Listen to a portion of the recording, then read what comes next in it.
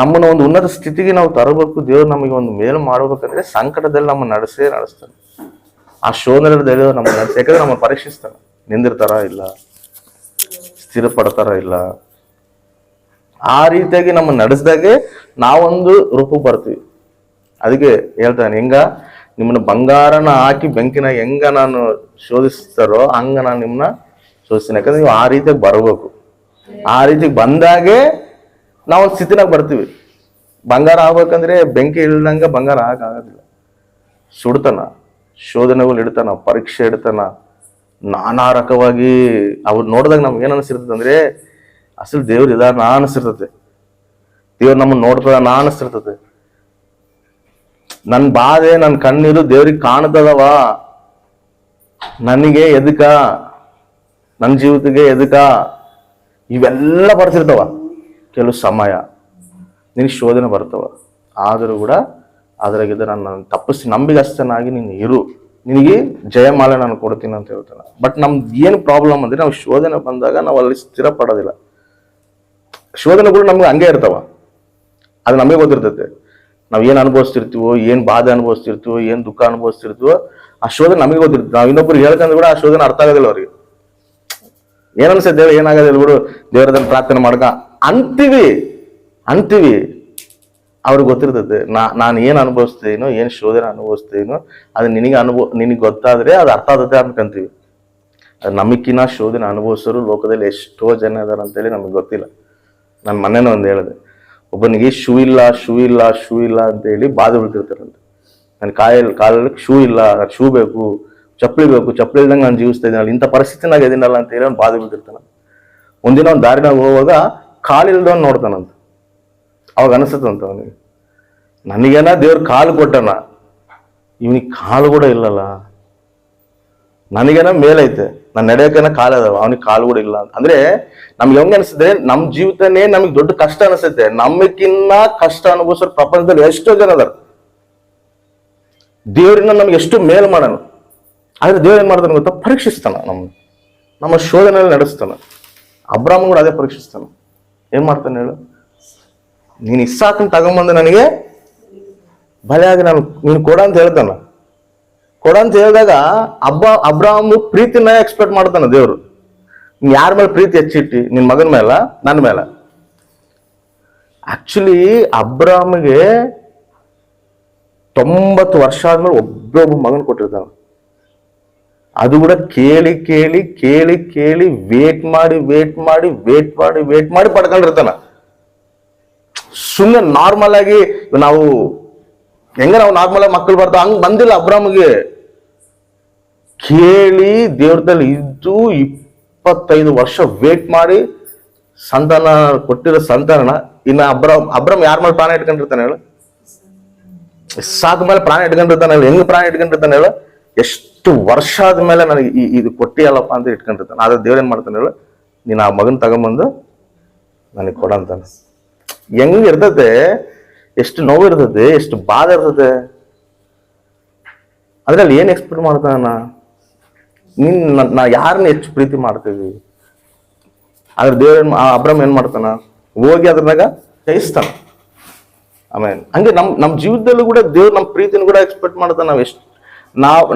ನಾವು ಹೇಳ್ತೀವಿ ನನಗೆ ದೇವ್ರಂದ್ರೆ ಇಷ್ಟ, ನಾವು ದೇವ್ರಂದ್ರೆ ಇದು, ಆದ್ರೆ ಪರೀಕ್ಷಿಸ್ತಾನ ದೇವ್ರು.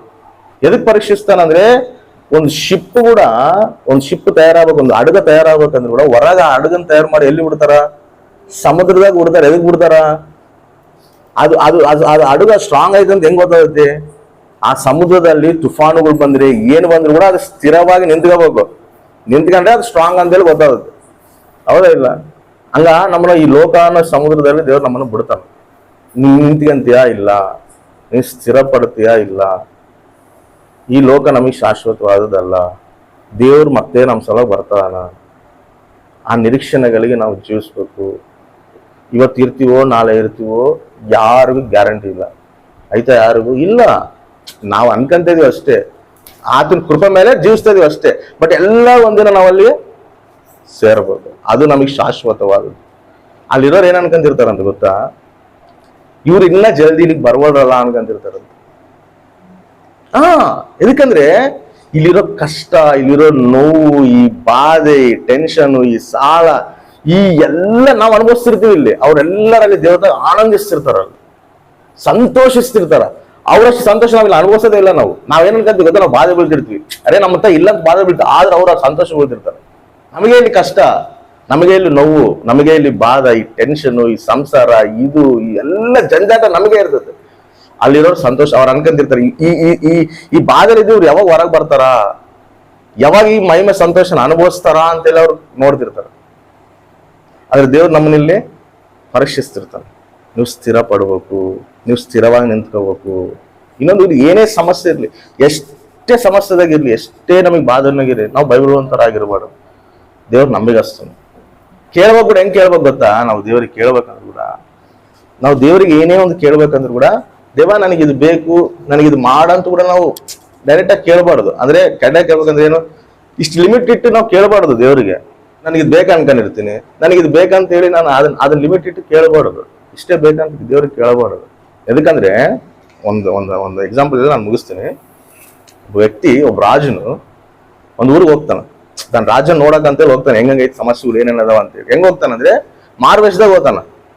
ಈಗ ರಾಜ ಅಂದ್ರೆ ಎಲ್ಲರೂ ಬಂದ್ಬಿಡ್ತಾರಲ್ಲ, ಮಾರ್ವೇಶದಾಗ ಹೋದ್ರೆ ಏನಂತ ಗೊತ್ತಾಗತ್ತ, ಅವ್ನಿಗೆ ಏನೇನ್ ಸಮಸ್ಯೆಗಳು ಅದಾವ ಅಂತ ಗೊತ್ತಾಗುತ್ತೆ. ಮಾರ್ವೇಶದಾಗ ಹೋಗುವಾಗ ಒಂದು ಜಿಬ್ಬ ಹಾಕೊಂಡು ಹೋಗ್ತಾನೆ. ಹೋಗುವಾಗ ಅಲ್ಲಿ ಹೋಗ್ತಿರುವಾಗ ಆ ಗುಂಡಿ ಬಿಚ್ಚೋಗ್ಬಿಡ್ತದ. ಅದು ಬಿಚ್ಚೋದಾಗ ಇದನ್ನ ಹೊಲಸಕ್ಕೆ ಯಾರನ್ನ ಬೇಕಂತೇಳಿ ಅವ್ನು ಟೈಲರ್ ನೋಡ್ಬೇಕಂತೇಳಿ ಹೋಗಿ ಆ ಮಂತ್ರಿ ಹೋಗಿ ಟೈಲರ್ ನೋಡ್ಕೊಂಬಂದು, ನೀನ್ ಯಾರಿಗೆ ಹೇಳ್ಬೇಡ, ರಾಜು ಹಿಂಗ ಮಾರ್ವೇಶದಲ್ಲಿ ಬಂದನ, ನೀನ್ ಬಂದು ಆ ಗುಂಡಿನ ಹೊಳ್ಕೊಟ್ಟು ಹೋಗ್ಬಿಡು ಅಂತ ಹೇಳಿ. ಸರಿ ಸರಿ ಅಂತೇಳಿ ಬಂದು ಆ ರಾಜು ಗುಂಡಿ ತಗೊಂಡು ಅದನ್ನ ನೀಟಾಗಿ ಒಳೆದು ಕೊಡ್ತಾನ. ಕೊಟ್ಟು ಇನ್ನ ರಾಜಿಗೆ ಏನ್ ಕೇಳ್ತೀವಿ ಬಿಡು ದುಡ್ಡು ಅಂತೇಳಿ ವಾಪಸ್ ಹೋಗ್ತಿರ್ದ. ರಾಜ ಕರಿತಾನ, ಬಾ ಇಲ್ಲೇ ಹೇಳ್ರಿ ರಜಾ ಹೇಳ ಅಂತ ಹೇಳಿದ್ರೆ, ಏನ್ ಬೇಕು ನೀನ್ ಹಂಗೆ ಹೋಗ್ತಿದ್ಯಲ್ಲ, ಏನನ್ನ ಕೊಡ್ತೀನಿ, ಏನನ್ನ ಕೇಳ ಅಂತ ಹೇಳ್ತಾನ. ಆಗ ಅನ್ಕಂತಾನ, ಏನ್ ಕೇಳ್ಬೇಕು ರಾಜಿಗೆ, ನಾನು ಹೋಗಿರೋದು ಒಂದು ಗುಂಡಿ, ಅದೊಂದು 10 ರೂಪಾಯಿ ಕೂಡ ಆಗೋದಿಲ್ಲ. ನಾನು 10 ರೂಪಾಯಿ ಕೇಳಿನಂದ್ರೆ ಇನ್ ರಾಜ ಏನ್ ಅನ್ಕಂತಾನ, ನಾನ್ ರಾಜ, ನಿನ್ ರಾಜ ತಕ್ಕಂಗೆ ಕೇಳ್ಬೇಕಂತಾನ. ಸರಿ ಬಿಡು ಅಂತೇಳಿ ನಾನೊಂದು 1000 ರೂಪಾಯಿ 2000 ರೂಪಾಯಿ ಕೇಳಿ ಅನ್ಕೋ, ಅಂದ್ರೆ ಇವ್ನು ನನಗೆ 2000 ರೂಪಾಯಿ 1000 ರೂಪಾಯಿ ಕೇಳ್ತಾರ, ಇವ್ರು ಜನಗಳು ಎಷ್ಟು ಮೋಸ ಮಾಡ್ತಾನ ಅಂತ ಅನ್ಕಂತಾನಲ್ಲ. ಇವ್ನು ಫುಲ್ ಟೆನ್ಷನ್ ಬೀಳ್ತಾನ. ಕಡಿಮೆ ಕೇಳಿದ್ರು ಪ್ರಾಬ್ಲಮ್ಮೆ, ಹೆಚ್ಚು ಕೇಳಿದ್ರು ಪ್ರಾಬ್ಲಮ್ಮೆ. ಅದಕ್ಕೆ ಇವನೇನಂತಾನ, ಸರಿ ರಾಜಾ ನೀನೇ ಎಷ್ಟು ಬೇಕು ಅಷ್ಟು ಕೊಟ್ಟು ಬಿಡ ಅಂತ ಹೇಳ್ತಾನ. ಅವಾಗ ಅವ್ನು ರಾಜ ಟೆನ್ಷನ್ ಬೀಳ್ತಾನೆ. ನಾನು ಎಷ್ಟು ಕೊಟ್ರೆ ಇದೇನು ಅನ್ಕಂತಾನ, ಸ್ವಲ್ಪ ಕೊಟ್ರೆ ಇನ್ನ ರಾಜಾಗಿ ಸ್ವಲ್ಪ ಕೊಟ್ಟರಲ್ಲ ಅಂತ ಅನ್ಕಂತಾನ. ಈಗ ಏನ್ ಮಾಡ್ಬೇಕ ಅಂತ ಹೇಳಿ ರಾಜ ಏನ್ ಮಾಡ್ತಾನ, ಮಂತ್ರಿನ ಕರೆದು, ಸರಿ ಇವ್ನಿಗೆ ಏನ್ ಮಾಡ್ತಿ, 2 ಎಕರೆ ಹೊಲ ಬರೆದು ಕೊಡ ಅಂತ ಹೇಳ್ತಾನ. ಅವ ನನಗಂತಾನ, ನಾನ್ ಕೇಳಿದ್ರೆ ನನಗೆ ಎಷ್ಟು ಬೇಕು ಅಷ್ಟು ಕೇಳ್ತಿದ್ದೆ, ಆದ್ರೆ ನೀನೇ ನನಗೆ ಕೊಡಂತ ನಾನು ಕೇಳಿನಲ್ಲ. ಅವನು ಅನ್ಕೊಂಡಿದ್ಕಿನ್ನ ಊಹೆ ಮಾಡೋದಕ್ಕಿನ್ನ ಹೆಚ್ಚಿದಾಗಿ ರಾಜಲಿದ್ದು ಪಡ್ಕೊಂಡ. ಆಮೇಲೆ ಹಾಲೆಲೂಯಾ. ಹಂಗಿರ್ತದೆ ದೇವ್ರದಾಗ. ನಾವು ಕೇಳೋದು ಇಷ್ಟ. ನಾವ್ ಹೆಂಗ್ ಕೇಳ್ಬೇಕಂದ್ರೆ, ದೇವ ನನ್ನ ಪರಿಸ್ಥಿತಿ ನಿನಗೆ ಗೊತ್ತು, ನಾನು ಯಾವ ಪ್ರಾಬ್ಲಮ್ನ ಓದ್ತಾ ಇದ್ದೀನಿ ನಿನಗೆ ಗೊತ್ತು, ಯಾರಿಗೆ ಗೊತ್ತಿಲ್ಲ ನಿನಗೆ ಗೊತ್ತು, ಇದು ನೀನ್ ಹೆಂಗ್ ಸಾಲ್ವ್ ಮಾಡ್ತೀಯೋ, ನಾನು ಹೆಂಗ್ ಕೊಡ್ತೀಯೋ ಅದನ್ನ ನಿನ್ ಕೈಗೆ ಒಪ್ಪಿಸಿ ನೀನೇ ಕೊಡ ಅಂತ ಹೇಳಿ ಕೇಳ್ಬೇಕು. ಕೊಡ್ತಾನಕ ಕೇಳಿರಿ ನಿಮಗೆ ಕೊಡಲ್ಪಡೋದಂತ ಹೇಳ, ನಾವು ವಿಶ್ವಾಸದಿಂದ ಕೇಳ್ಬೇಕು. ಬಟ್ ಏನು ಗೊತ್ತಾ, ಪರೀಕ್ಷಿಸ್ತಾನ. ಕೇಳಿವಲ್ಲ ಅದು ಪಡ್ಕೊಳೋವರೆಗೂ ನಾವು ಪರೀಕ್ಷಿಸ್ತಾನ. ಒಂದೇನೇ ಬೇಕಂದ್ರು ಕೂಡ, ಒಂದು ಮಗುನ ನಾವು ಹೆರಿಗೆ ಮಾಡ್ಬೇಕಂದ್ರು ಕೂಡ 9 ತಿಂಗಳು ಬೇಕು. ಬರೋದಿಲ್ಲ, ಒಂದೇ ಸರಿ ಮಗು ಬರೋದಿಲ್ಲ. 9 ತಿಂಗಳು ವೇಟ್ ಮಾಡಬೇಕು. ಆ ಟೈಮ್ ಪೀರಿಯಡ್ ಇಟ್ಟಿರ್ತಾನ. ಆ ಟೈಮ್ ಪೀರಿಯಡ್ 9 ತಿಂಗಳವರೆಗೂ ಪ್ರಸನ್ನ ವೇದನ ಪಡ್ಬೇಕು. ಪ್ರಸನ್ನ ವೇದ ಪಡೆದಂಗ ಹೆಂಗ ಡೆಲಿವರ್ ಆಗ್ತದ, ಆ ನೋವು ಪಡಬೇಕು, ಆ ಪ್ರಸನ್ನ ವೇದನ ಪಡಬೇಕು, ಆ ದುಃಖ ಪಡಬೇಕು, ಅಳಬೇಕು, ಗೋಜಾಡ್ಬೇಕು, ಕೇಳ್ಬೇಕು. ಕೇಳಿದಾಗ ಆ ಶ್ರೇಷ್ಠವಾದ ಫಲ ನಾವು ನೋಡ್ತೀವಿ. ಆಮೇನ್. ನಾವ್ ಹೆಂಗ್ ನೋಡ್ತೀವಿ, ಪ್ರಸನ್ನ ವೇದ ಫಲ ನೋಡಕ್ಕಾಗುತ್ತಾ? ಆಗೋದಿಲ್ಲ. ಆ ಫಲ ನೋಡ್ಬೇಕಂದ್ರೆ ಆ ಪ್ರಸನ್ನ ವೇದನೆ ಪಡಬೇಕು. ನಾವೇನನ್ಸ್ತೇವೆ, ದುಃಖ ಆದ್ರೆ ಯಾರನ್ನ ದೇವ್ರಿಲ್ಲ, ಜನರಿಲ್ಲ, ಯಾವಿಲ್ಲ, ಯಾವ ಪ್ರೇಯರ್ ಮಾಡಿದ್ರೆ ಏನ್ ಮಾಡಕತ್ತಿಲ್ಲ. ಹೌದಿಲ್ಲ? ನಮ್ ಭಾವನೆ ಅದು, ನಮ್ಗೆ ಅನಿಸ್ತಿರ್ತೈತೆ. ಯಾರಿಗಾದ್ರೂ ಅಷ್ಟೇ, ನಮ್ ಸಮಸ್ಯೆ ಒಬ್ಬೊಬ್ರು ಒಂದೊಂದು ಸಮಸ್ಯೆ ಇರ್ತೈತೆ.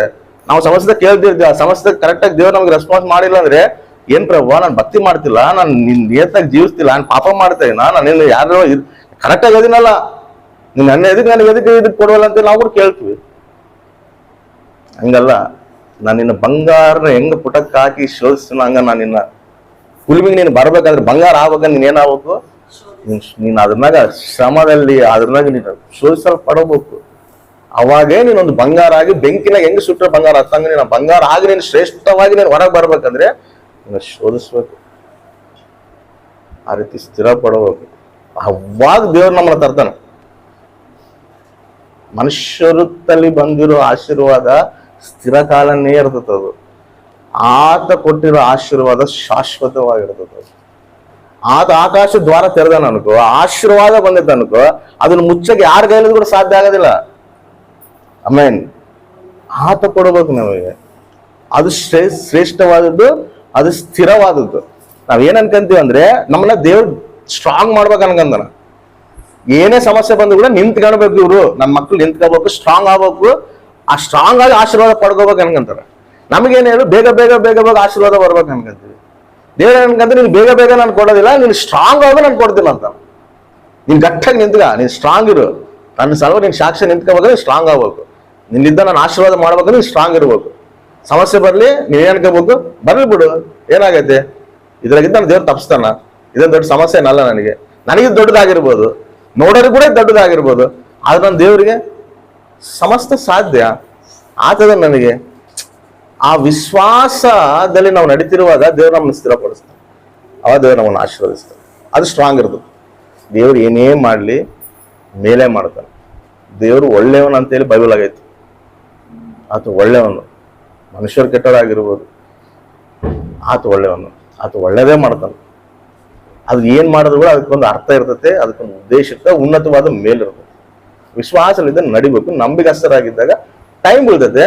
ಆ ಟೈಮ್ನಾಗ ನಾವು ಸ್ಥಿರವಾಗಿ ನಂಬಿಗಸ್ತರಾಗಿ ಅದನ್ನ ಪಾದ ಹಿಡ್ಕೊಂಡು ನಾವು ಕುತ್ಕೊಂಡಿವ ಅಂತ ಒಂದಿನ ಬರ್ತದೆ. ತರ್ತಾನ. ಅದು ಹೆಂಗ್ ಕೊಡ್ತಾನಂದ್ರೆ ಅಸಲು ನಾವು ಊಹೆ ಮಾಡೋದಕ್ಕಿಂತ ಹೆಚ್ಚಿದಾಗಿ ದೇವ್ರು ನಮ್ಗೆ ಕೊಡ್ತಾನೆ. ನಾವು ಹೇಳ್ಬೇಕಲ್ಲ, ಅದನ್ನ ಹೆಂಗ್ ವರ್ಣಿಸ್ತೀವಿ?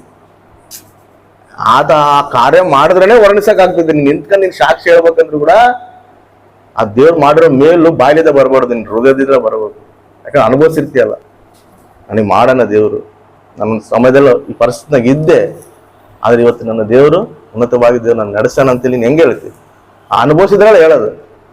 ಮಾಮೂಲಾಗಿ ಹೇಳಕ್ಕಾಗತ್ತಾ? ಮಾಮೂಲಾಗಿ ಬಾಯ್ಲಿದ್ದು ಹೇಳ್ಬೋದು, ಆದ್ರೆ ನಿನ್ನ ಅಂತರಂಗಲಿದ್ದ ನಿನ್ನ ಒಳಗಿದ್ದ ಬರ್ತದೆ ನೋಡು, ಅದು ನಿಜವಾದ ಸಾಕ್ಷಿ. ಆಮೇಲೆ ಅದು ಕೊಡ್ತಾನೆ ದೇವರು, ಎಲ್ಲ ತನ್ನ ನಾಮ ಮಹಿಮೆಗಾಗಿ, ತನ್ನ ನಾಮ ಘನತೆಗಾಗಿ.